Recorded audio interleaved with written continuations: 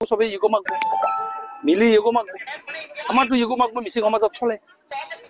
তো তেখেতে যদি ইগো মাগব নামানে মই নাজানো তেখেতে পেগু পেগু বিয়া পাতে নেকি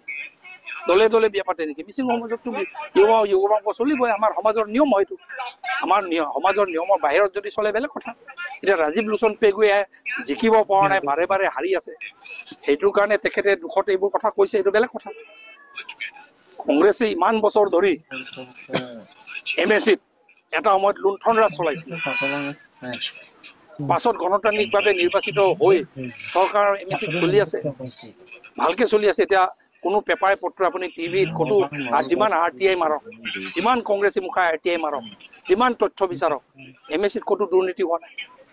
সেইকাৰণে তেখেতসকলে জ্বলি ফুৰি ফ্ৰাষ্ট্ৰেশ্যনত এইবোৰ কথা কৈ আছে বুজিছো আমাৰ মিচিঙততো চব আমি দলে পেগু চবেই ইগো মাগব মিলি ইগো মাগব আমাৰতো ইগো মাগব মিচিং সমাজত চলে তো তেখেতে যদি ইগো মাগব নামানে মই নাজানো তেখেতে পেগু পেগু বিয়া পাতে নেকি